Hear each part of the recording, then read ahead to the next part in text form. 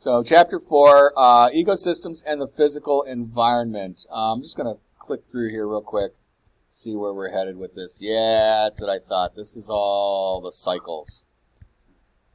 So this is important stuff, okay? Don't get me wrong.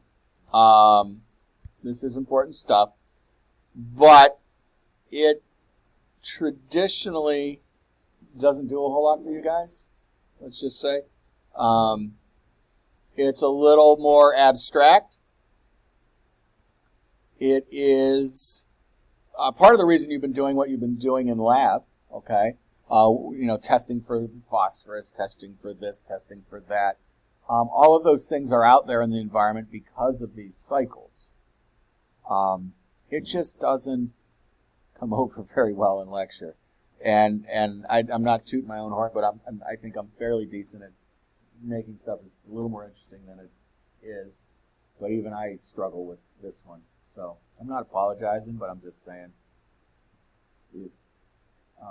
So a lot of vocabulary and a lot of similar sounding vocabulary words coming up, okay? So please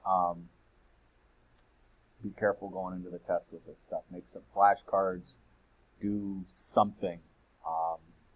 Because there is a lot on top of the stuff that we just talked about that kind of made sense and you could picture because you've been learning about food webs for the last 15 years. Yeah. So that's going to be the easy part of the test, okay? And it has arguably just as much vocabulary, but this is, for most of you, probably really new stuff. So, all right. Quite a build-up, right? Sorry.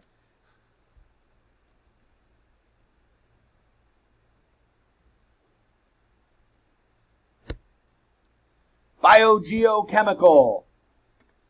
Bunch of words on that. Biological, geological, and, chemical. So how do these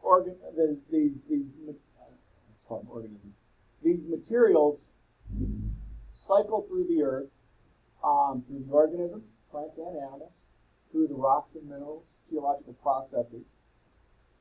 All right. That's what this chapter is dealing with. And it's not at all a simple straight line.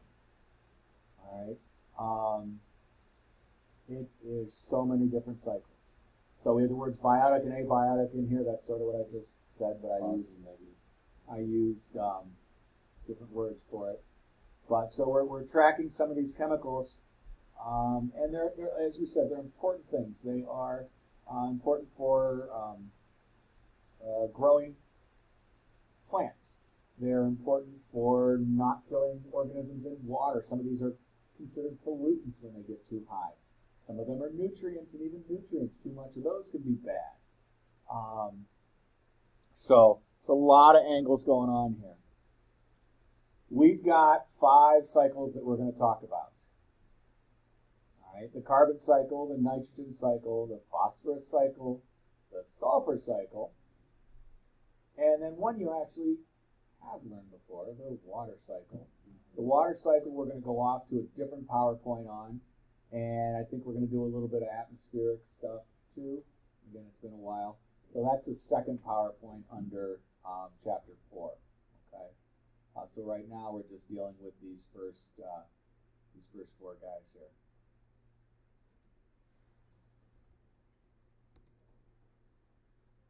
So carbon cycle obviously tracks the movement of carbon, mainly through organisms, okay, but carbon is also present in the rocks. Limestone is a huge sink, a storage place. When they say the word a carbon sink, we're talking about storing carbon. Forests, plants are another huge carbon sink, and everyone knows about that.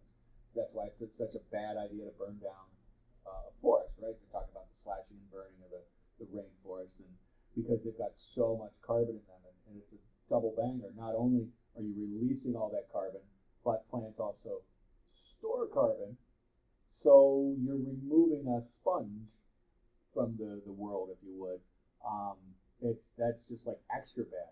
So everyone's heard about that stuff, but no one, very few people, heard about the role of rocks in that.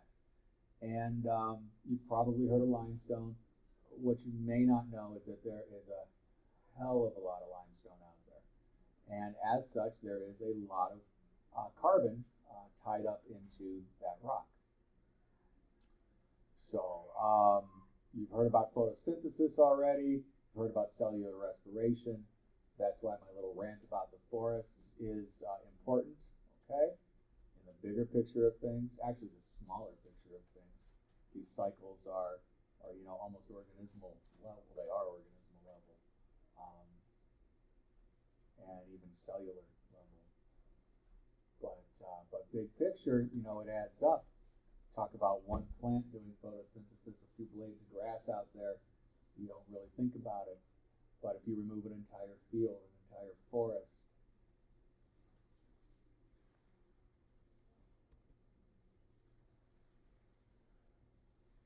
fossil fuels are another huge source of carbon. Again, that's why we say it's so bad to burn coal. Okay, coal was a marsh or a swamp back in its before it became a rock. When we burn that, we're returning the carbon to the environment. Oxygens, which are floating around quite happily in the air, and we appreciate that. We like oxygen. It's oxidized. In other words, oxygen is added to it, so that carbon is released, and those O2s get sucked onto it and it goes straight to CO2, carbon dioxide. All right, we've all heard about the evils of carbon dioxide. What's that? It is something we breathe out, and the plants are there to breathe it back in, which is a nice little cycle, and they produce oxygen for us, exactly. A little bit of co-evolution there, just to go back a previous chapter. But when we tilt that scale, in another direction, and we start not just all the CO2 that we breathe out, but we start releasing more and more and more CO2. There's only so much the plants can do, and again, especially if you start removing plants from the equation. So yeah, it gets tricky. Factories. Certainly that's one of them. Yeah, that's one. There's plenty of ways we do it. Fossil fuels burning, even in vehicles, it's a little bit more less of an effect you might think. But then you think about the volume of cars that there actually are: cars, trucks, trains. It's easy to point to a giant smokestack on a factory and say, "Oh my God, look at all that smoke you're putting out." But the vehicles, arguably are more of a threat, perhaps. But I understand. Again, I'm not going to go hop on the city bus or start carpooling with people. I'm not doing any of the things we're supposed to do to help that problem. So I realize I'm being a bit hypocritical here. We like our conveniences as humans, But I do try to do other things, paper products and whatnot. But don't touch my fossil fuels, man. I like those.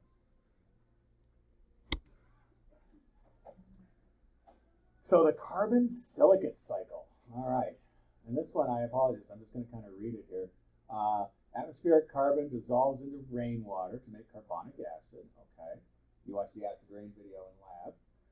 Carbonic acid reacts with silicate minerals in the soil, which releases calcium. I suppose as long as there was calcium bonded to the silicas in the first place.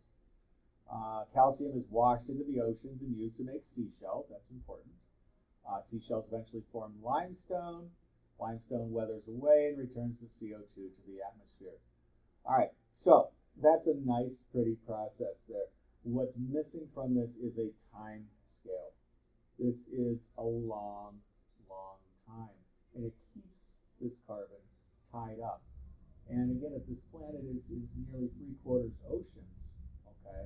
75%. Yeah, nearly. It's like 70 or 72, but we say nearly 3/4.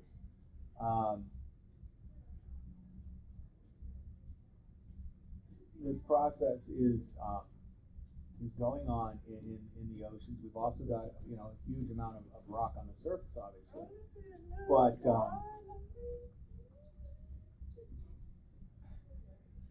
right. So again, the seashells aren't thinking that they're knowing that they're making an active part in this, and so on and so forth. But it is all part of the cycle, okay? And what I guess, and this is just something to keep in mind with this whole PowerPoint, is that these are cycles that nature has set up itself, not to anthropomorphize it, but these are natural cycles, okay? And the Earth has been here way longer than us. And it stabilized these processes, it originated these processes, it maintenances these processes, it made these processes. So what we're really talking about is how we fit into, or how we operate through these cycles, and what we do to disrupt them or not. All right, that's really sort of the gist. And again, it doesn't always come out. I'm obviously a bit biased, a bit slanted in my conversation, but I still don't always necessarily make that, where the point is and all of that. So this is a process that goes on whether or not we are pumping more fossil fuels into the environment or not. If we do that, we're just giving this cycle more fuel. Or if we stop doing that, well, maybe it'll go back to its normal balance, and so on and so forth. These things operate whether we're monkeying around with it works or not. So nice little pictograph here. Basically talks about all the stuff that we have over the last couple slides. Throws in just enough arrows to confuse things.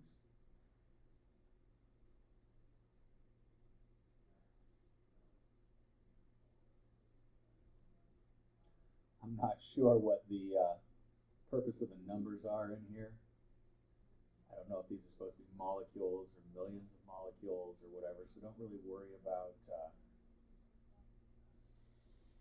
those. But look at the pretty cows and the birds and the trees, and just see how it all comes together.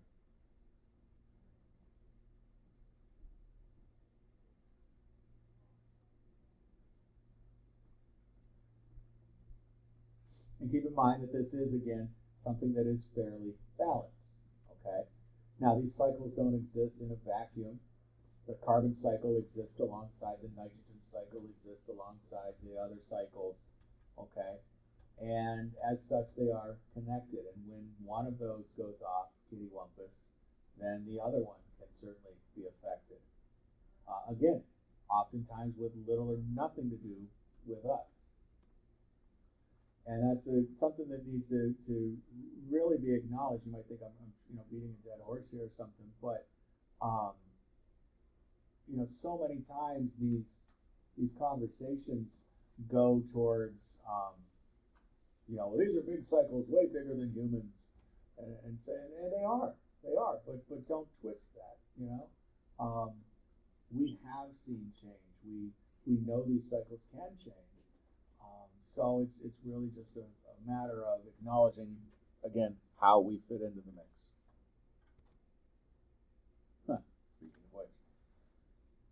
So since the Industrial Revolution, you guys have had Western Civ way more recently than I have, or at least history class.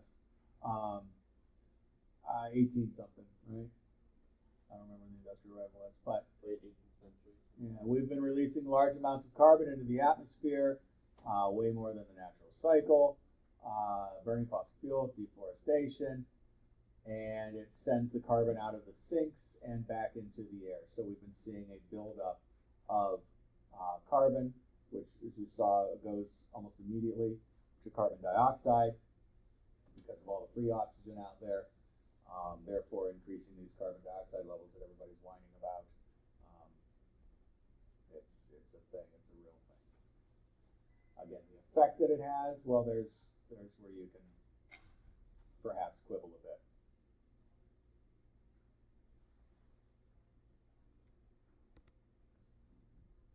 We've got numbers. Of course they have data. They're scientists. And you look at these, again, especially if you're on the other side of the argument, you say, okay, it went up. Okay, first of all, we're out at 3 decimal points. Great, that's huge. The point is not how big or how small the number is. It's the fact that we've changed the number. All right, because again, nature set it to where it needs it to be.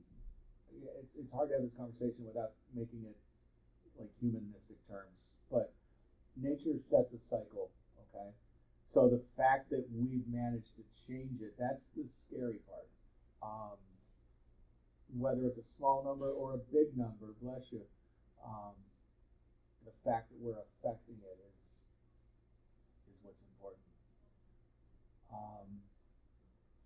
Carbon dioxide is an important greenhouse gas. Not all greenhouse gases are created equal. That's another thing that you don't often hear when they're having this argument.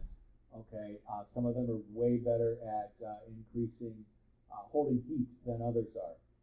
Okay, they're all greenhouse gases, sure, but they're not all created equal. CO2 happens to be one of the particularly bad ones for that.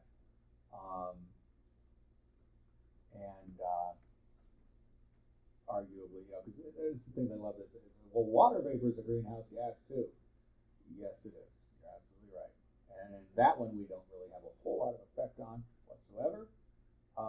Water cycle is the water cycle, right? For the most part, we can affect some aspects of it, but the atmospheric levels, not really. We've got, and how do we know this stuff? Well, we've got ice.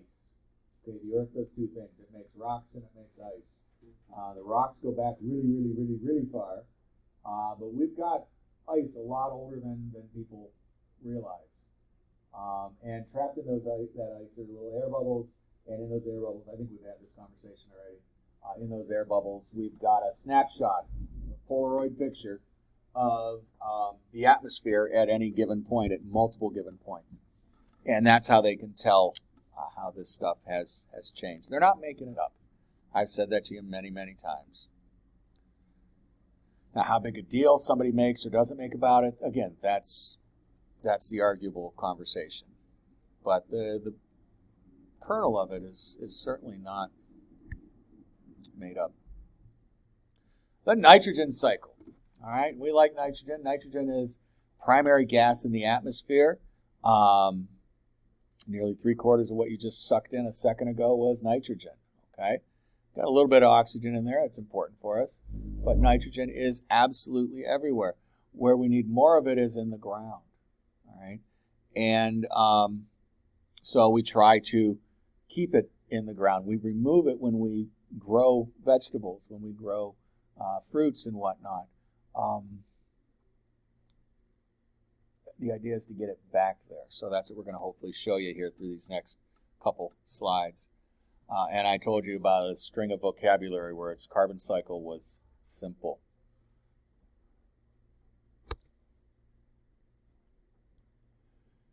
Fixation, nitrification, assimilation, ammonification, and denitrification. That's more ifications than you want, I'm sure.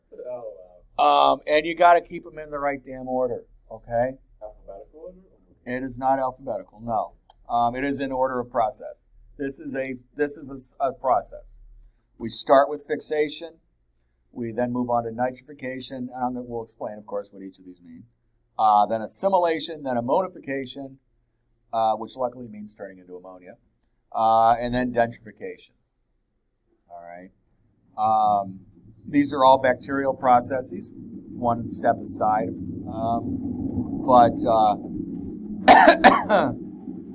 again, this is a natural cycle that is going on all around us, and it's vital for growing plants, fruits and vegetables. Nitrogen is an amazingly important nutrient. You'll see all these words again. Okay, so fixate. To fix something means to secure it, to kind of like we said, a sink was the storage of it. So you fix something in order to store it, in order to use it. So it's capturing is what fixation is. All right. So we're converting gaseous nitrogen, N2, which is in the environment. It's in the air. Sorry, not the environment, in the air. Into ammonia, which is NH3. So we're taking N2 and turning it into NH3. And already you're saying, wait a minute, we lost an N and we gained 3 H's. What the hell? Well, we'll get there. We'll get there. This can happen naturally in a couple ways. There's abiotic ways. Combustion, which is burning something. And again, that is natural. Forest fires quite frequently go off because of lightning and not just people playing with matches. Volcanism can also initiate this process. And lightning itself, when the electricity working through the atmosphere. Remember again, the atmosphere is nearly 3/4 nitrogen, if not a little more. No, a little less. Nearly 3/4. Okay, but also, as we said, the bacteria, and this is the part in the soils. This is kind of where my knowledge base focuses here with nitrogen, is the soil-based stuff. We already talked the other day about the beans, right? So the first step is to capture the nitrogen, to fix it.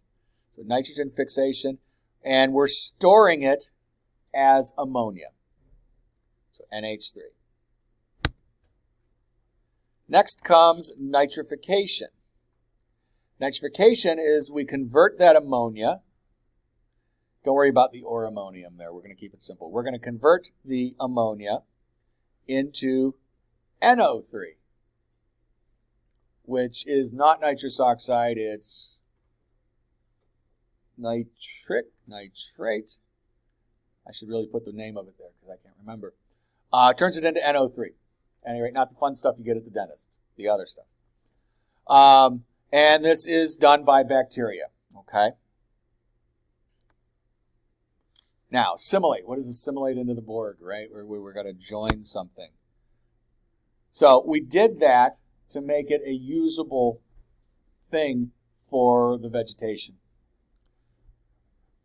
Oh, nitrate. There it is. Let's put that actually here before I print out these PowerPoints for you guys. Nitrate.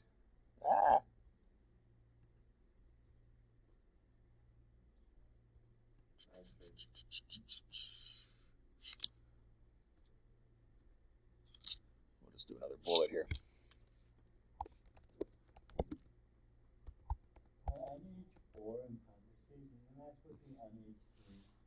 No, ammonium. Ammonia and ammonium, and that's why I'm not gonna delete that, but don't worry about that one. Don't worry about that one. Yeah, they changed one letter, for a reason. The same thing. We got sulfates, sulfites, and sol. There's another one with the sulfurs, and it's really all about the ingredients. And they're very similar, and we got enough similar sounding words already. So anyhow, just to recap, since we sort of went off kilter here. So we're pulling the atmospheric nitrogen out through bacteria in the soil or a handful of other natural processes, turning it into ammonia. All right. Then the bacteria are taking that ammonia and they're turning it into something called nitrate. We're not going to worry about that process, I don't think. That nitrate is then absorbed by the plant roots. That's the assimilation process, okay? And we got or ammonium here again. The plants use that nitrogen to make proteins and nucleic acids. Again, you know what a protein is. You probably don't know any formulas for proteins. You've heard of nucleic acids perhaps, but again, you probably don't remember any formulas for them. Suffice it to say, in addition to other elements, they now contain nitrogen. All right? You got carbon, hydrogen, oxygen, and nitrogen are your 4 components for life. So it's no accident that we're focusing on, a lot of those elements in this conversation. So when the animals then eat said plants, they also are assimilating the nitrogen And I don't know about converting them into protein. I guess we are building up muscle and whatnot when we consume material. I usually just think of it with regard to we're eating it for sustenance to stay alive, but part of that is what they say, you are what you eat. So when they eat that plant material, they're taking that nitrogen and they're using that nitrogen to create proteins in their bodies, and that's why oftentimes when you eat these primary consumers, they're what do they call them at Chipotle? What kind of protein do you want, right? So, yeah. So that's assimilation. It's being used. All right, ammonification. Time to pee. All right, so we're removing that extra nitrogen in the form of waste products, urine. It's urea. It's one of the chemicals in there. Again, the bacteria jump right in here, and they create ammonia or ammonium again. That goes back to the cycle at the nitrification level, which was a couple steps back, if you recall. I think we do have a nice little circle with arrows and whatnot here to connect all these, if you're not doing a wonderful job of it in your notes. So this is recycling. Obviously, when we put our waste into the toilets, which goes to the water treatment plant and gets, well, you guys will find out because we're going to the recycling center. I don't know how much they'll tell you about the water treatment plant, but we're taking that out of the system. Yet another reason why we need to put fertilizers, nitrogen supplements, really, back into the environment. We're removing so much of that. All right, and not to mention I'm totally a globalist. I get it. Don't get me wrong. I love being able to get tomatoes in January. Okay, but the simple fact that we're removing and transporting these vegetables all over the damn planet, so the nitrogen that it took out of the soil here ends up in a toilet in Ohio, okay, from Chile, and it's just all mixed up. South America? Or Wendy's chili, either way. But yeah. And again, I don't want to go off on a tangent or on anything like that, but just think about the way this has come. If you go smaller, and again, this is why I tend to talk about the bunnies and the squirrels and all of that stuff. Think about the forest at the end of your street or at the park or wherever you know a stand of woods. This is happening there, okay? The trees make the nuts and the berries. The critters that live there eat those. They poop and pee there. It goes back into the soil. It cycles back up. Nobody's there raking up leaves and throwing them out to the street to take down and to sell at compost and so on and so forth. So you got to think about this, again, removed from the human environment, and think about how it actually is functioning, places where we tend not to meddle with things. And you say, oh, yeah, this does actually happen. It's easier to see that way. And once you see that, it's easier to see how we're mucking things up.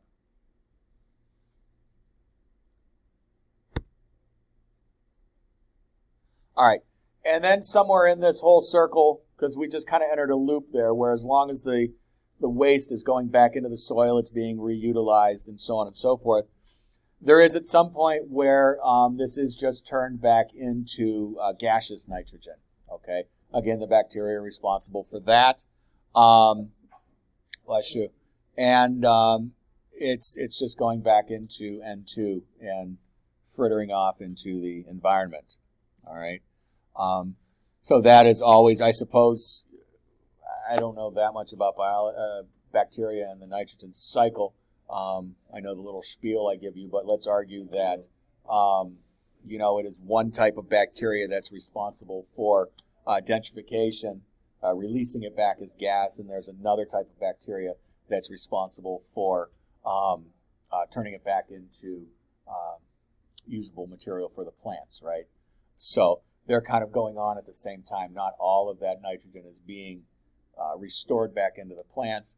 Again, I guess you could do sort of a ecosystem checkup there, species richness kind of thing, and say, okay, we've got, in this environment, we want to have more of the ammonification bacteria than we have of the denitrification bacteria, and so on and so forth. And again, I'm sure we could fiddle with that nowadays with our various fertilizers and whatnots. And I don't know that farmers are putting bacteria into their soils, but Lord only knows they've somewhere out there they've got some probiotics that you can put in your dirt, I'm sure. So yeah, nitrogen cycle, okay? Of course, we've got a slide about those silly meddling kids here. During the 20th century, we have doubled the amount of fixed, which means, again, secured, bonded, whatever, stored, as I said earlier. That stores either with hydrogen, oxygen, or carbon. We've doubled the amount of fixed nitrogen in the nitrogen cycle. Oh, okay, because we've been fertilizing. That creates algal blooms. All right. What's the best example here? Sylvan Beach is a great conversation for this one. That's something you guys all know, and you know that there's every so often you just can't go in the water at Sylvan Beach. It's not because of like fecal coliform, any of the bad stuff like that. It's because of algal blooms. What happens is after a big rain, or even a big snowmelt, where that's going to kind of thrown off this year, but after a big rain, a lot of that stuff washes off the surrounding fields and goes into, again, the low spots, all right, which happens to be there. The streams lead to the lake.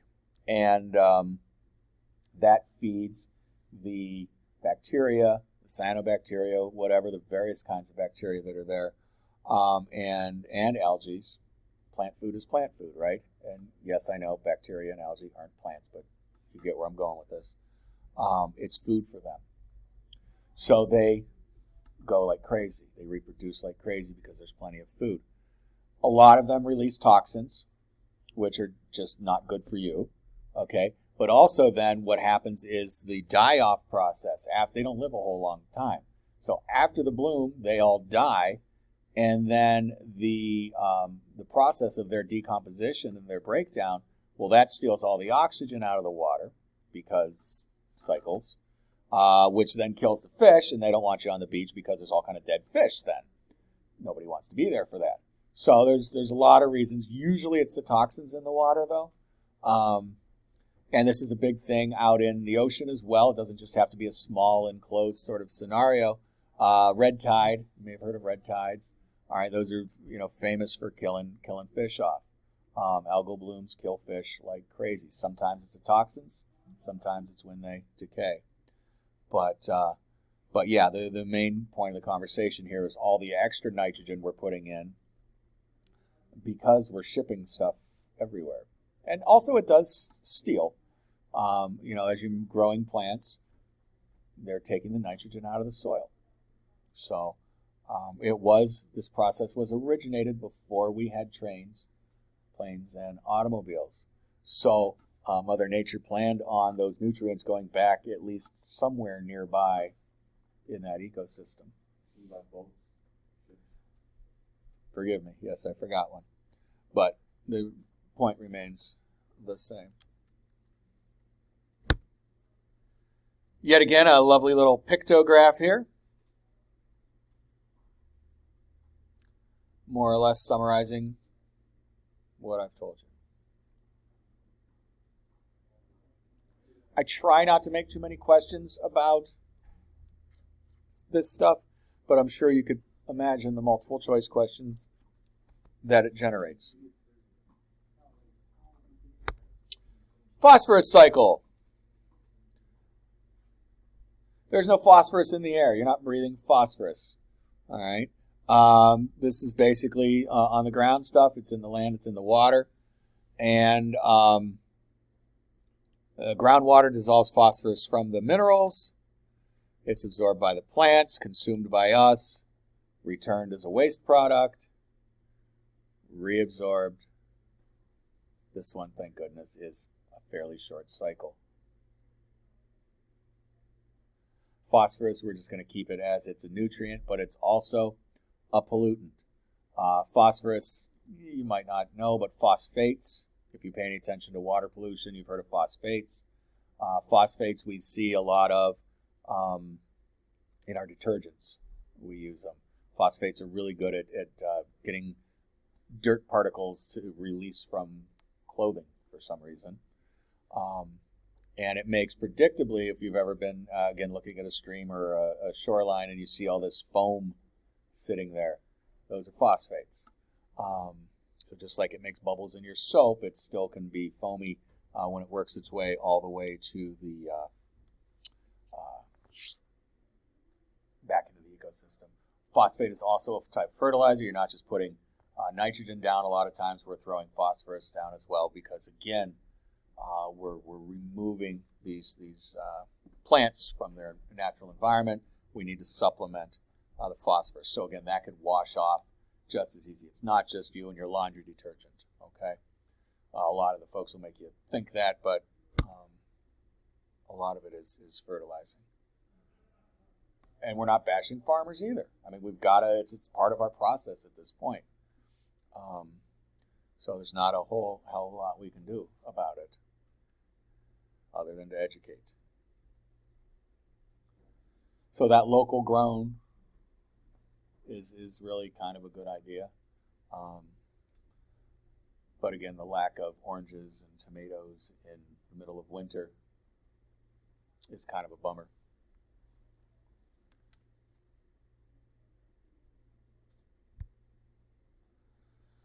Does sulfur cycle? Sulfur cycles as a solid and as a gas. All right. Mostly it's dissolved out of rocks by water. Some of you have, we were talking in lab the other day that they have sulfury sort of water, kind of they have well water, and that can get picked up. There's a number of sources of sulfur. It's comes from decaying organic material, ideally. Not ideally, but typically. And so the water will then pick that back up after it was put in the rocks. Sea spray, forest fires, and volcanoes can also put it into the atmosphere. We want to think of this mainly as a terrestrial cycle. I think that would be best. It's I don't want to say the most important aspect of it, but certainly as the last bullet I have here, and I've even sort of separated it out by a little space, with coal, all right? As I said, sulfur is typically present in rocks due to organic processes. Coal is organic material. It was a swamp. It was a marsh. And as such, the decaying material released sulfur. So there's a lot of sulfur mixed in with the carbon that we want from the coal. So when we put that out, we combust it, we put it out into the atmosphere, we're throwing all of that sulfur into the sky, much more so than sea spray, forest fires, and volcanoes would do. And that leads, unfortunately, to acid rain, which is not great. Anywhere from, if you're a fisherman, you know that it can really mess that up, to just the general well-being of buildings and plants and, again, the soils. We acidify the soils from that rain trickling in. So, but again, sulfur passes through things. It's hard to think of it as a nutrient because we think of nutrients as things that are good for us, right? But it is an essential part of organisms, nonetheless, even though it's not something particularly favorable from our, it smells bad, so on and so forth. We think of it that way. But it's there. It's in the background, more or less, passing through unnoticed until we build it up into a sizable amount, where then it creates problems. So sulfur cycle, again, more or less just summarizing what we talked about. The hydrogen sulfide there, that's your acid rain. And that goes down and causes trouble in the variety of ways I just mentioned. But if we cycle back through, the getting dissolved out of the soils in the water, We're just putting more, we're concentrating it, I guess, inadvertently concentrating it. So I guess what I'm saying is if we weren't doing the fossil fuel thing, that maybe there wouldn't be as much sulfur in your groundwater and so on and so forth. That's still geographically arguable, though. Certain areas just have way more sulfur than others do.